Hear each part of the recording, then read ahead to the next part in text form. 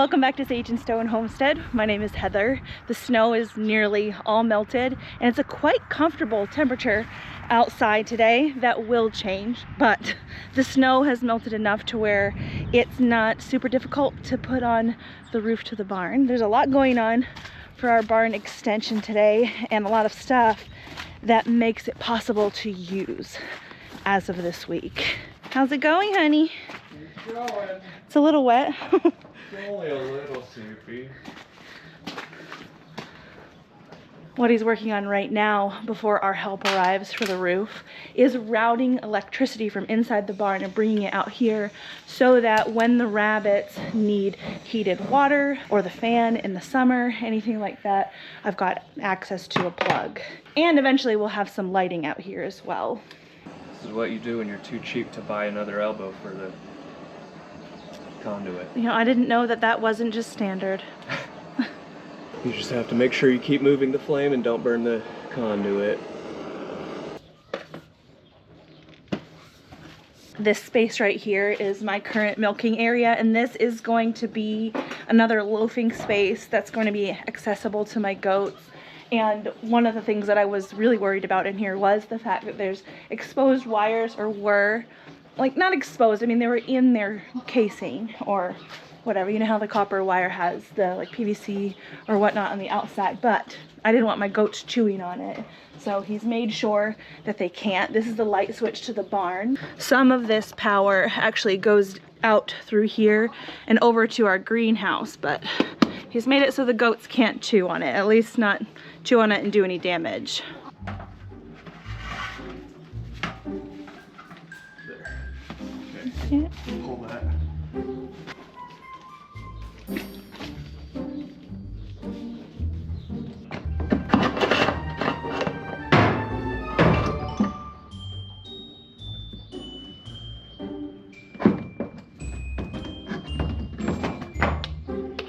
What do the different colors in there do? So basically it's power in, power out. And then ground? And then the ground is bare. Okay.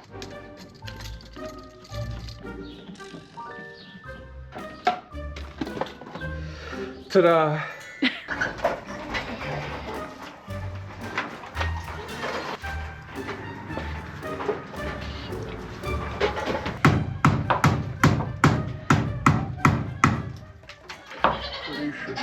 Need those silver screws that are in there too.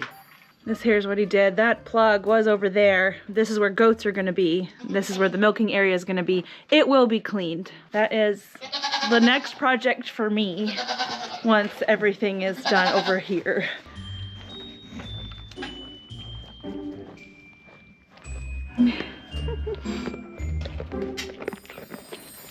More? They're good.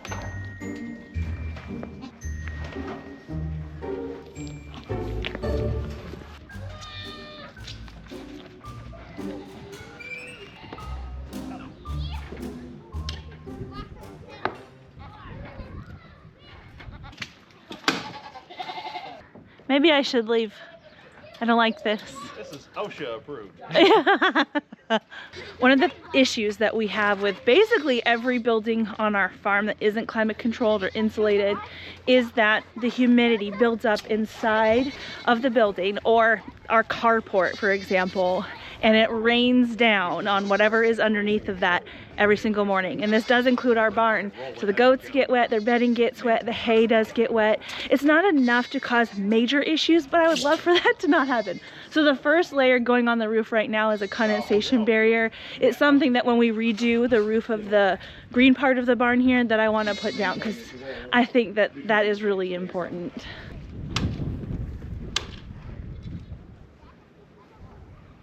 Like a squeeze clamp or a spring clamp or anything help right now? So I think what's going to help is once I get this, just cutting this excess off. Yeah, okay.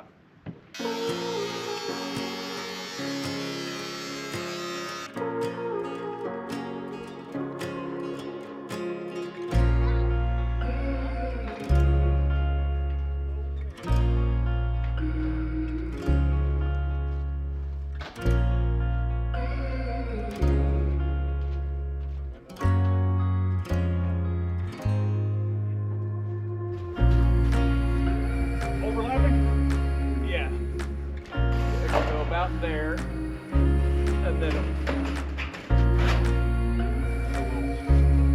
run up.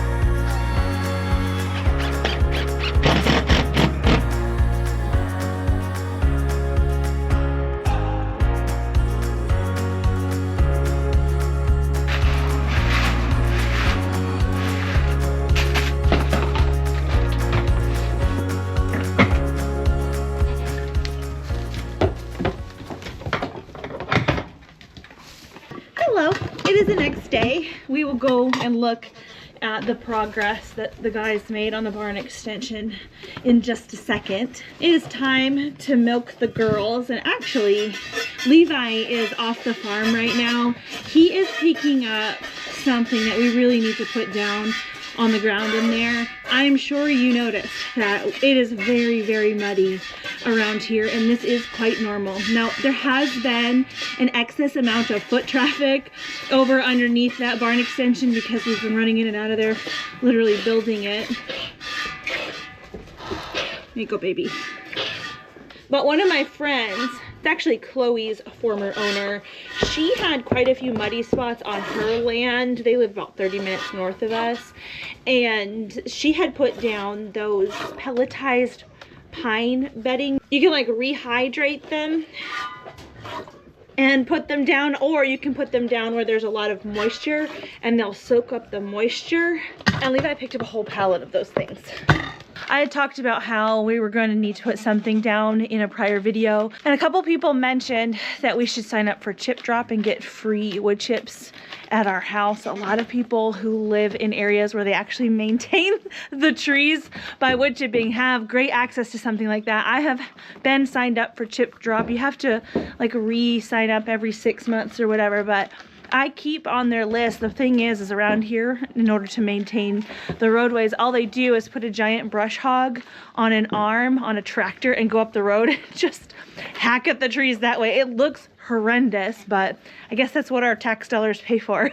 I'm not complaining. I love living in the country. We just don't get easy access to things like that. And it'll be nice. It's something that I am comfortable picking up some of it when I pick up the rabbit manure to use it in the garden. I will be fine picking up leftovers of that. If I were to get something like chip drop, I couldn't be sure that what I was getting wasn't sprayed. If I was just to use, I don't know, straw or something. I have to be very careful about what we use around here because I do use the manure for a garden amendment. And it's just another reason that I didn't want to put down something like gravel. We actually have put down gravel in several places around our homestead, and our land just eats it. You are too much. He's a very good mouser though. Margie, watch out.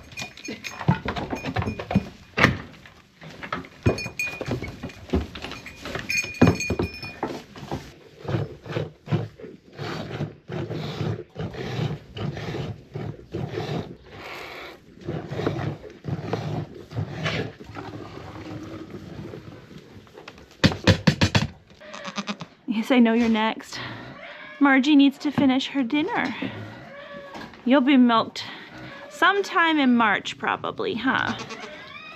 While Margie's finishing her lunch, we'll come and check this out. There are still some things to finish on here, but it's definitely usable at this point. He's got a piece of trim that's gonna go on either edge. He's gonna finish the corners on this side and on that side.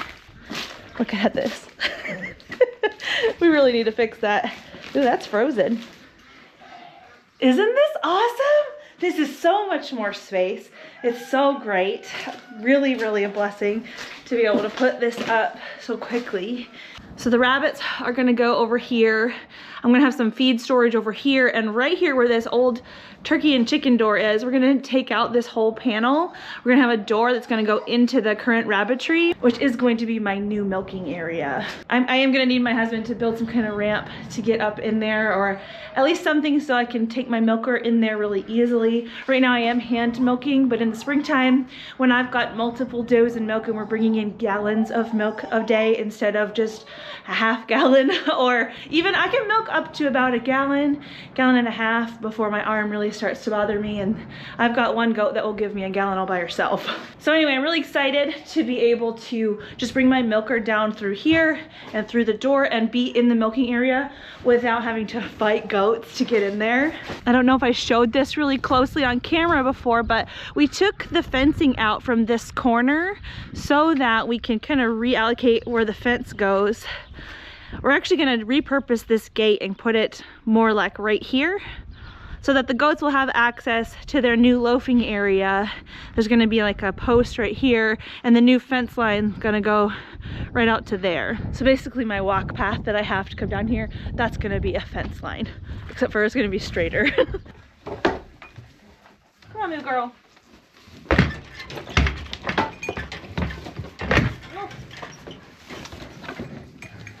Stormy's gonna break the door down.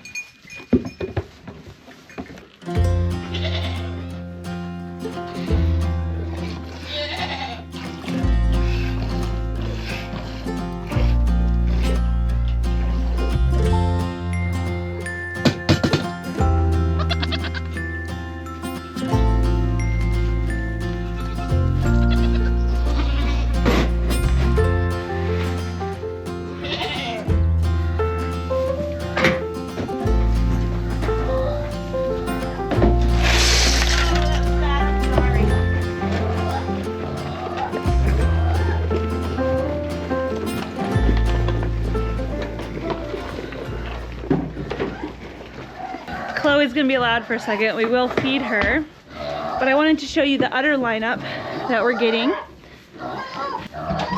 There's Tizzy and Tori. There's Fury. I really like how her udder looks.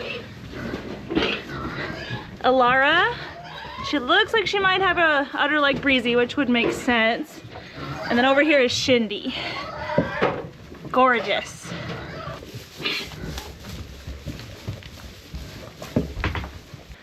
Love it. Looking at udders is my favorite pastime this time of year, especially when they're brand new first freshener udders and I haven't gotten a chance to see any of that development of that pairing yet. It's exciting. Those minis, most of them, it's been 2 years waiting. I know. This isn't your food, I'm sorry. I'm feeding the pig.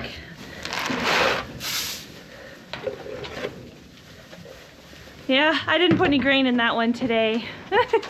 This has been somewhat my solution of getting the tall girls fed while not overfeeding the Nigerians. I need to get more of these hanging buckets to put over here because I don't know why I didn't think of that before. The Nigerians can't get up there. Someone recently asked where Foxy is. She's right here. She's got her nose in the ground right now because I'm sure they've spilled some grain. You know, can we pull you away and see your pretty face? Yeah, she's not gonna show us her face, but there's Foxy. I did not breed Foxy this fall to kid in spring. Her chunky is just food. I'd like to keep my lower capacity goats, my Nigerian dwarves who are also polyestrous, on a fall rotation. So she's gonna breed in May. Come on, baby girl.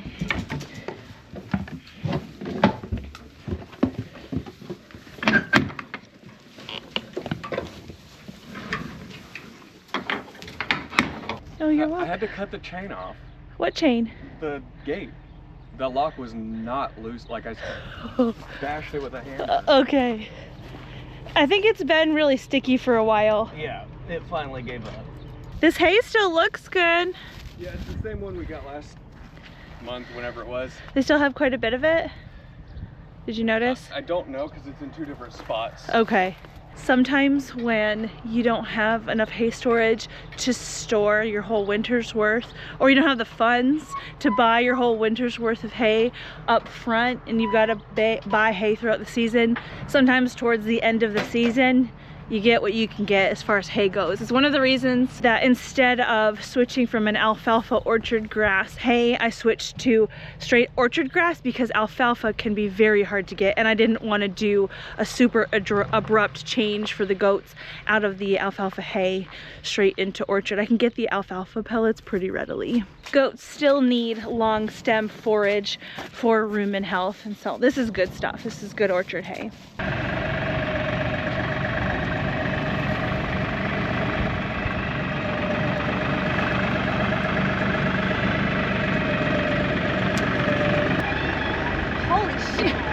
Because it's got stuff on it? 3,500 pounds on there, 3,700. Okay. Think strong thoughts.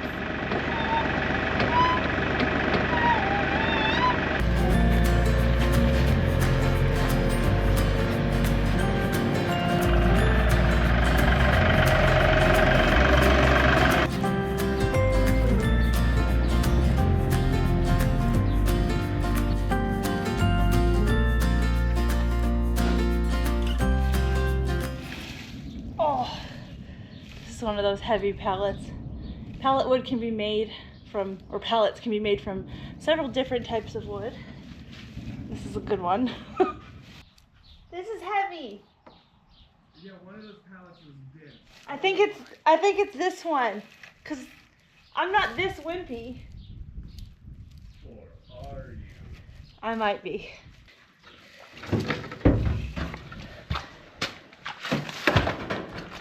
Show off. Yep. Were you able to get a pallet discount on these? No, Oh. but we did have $5 in rewards points. That counts for something. A bag was free. Okay.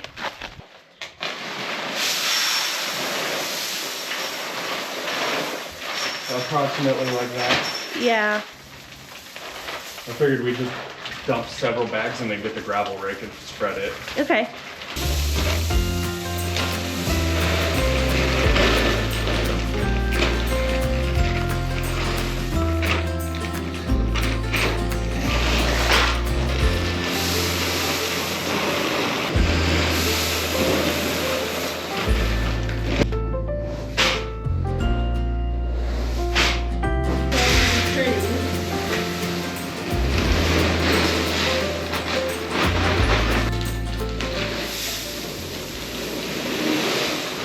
So the plan with this right now is to just let this sit. We are going to spread it out a little bit so that we can get as much contact with the moist, yucky mud as possible. We're going to let the pellets soak up what they can. What these do, they kind of fluff up into like a fine pine shaving, and it's really going to help soak up a lot of the moisture. But I want them to do what they can overnight. We'll lay down pellets and then stack the hay in the morning.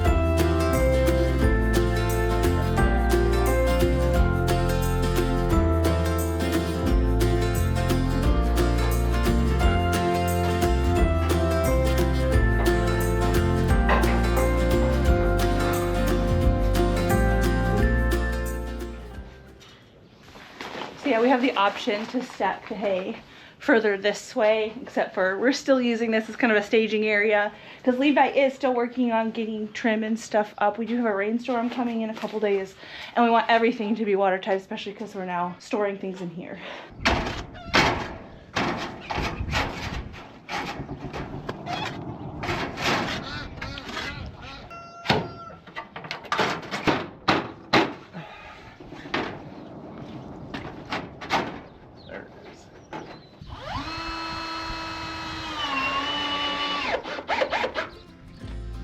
Are you pretty girls ready for more hay?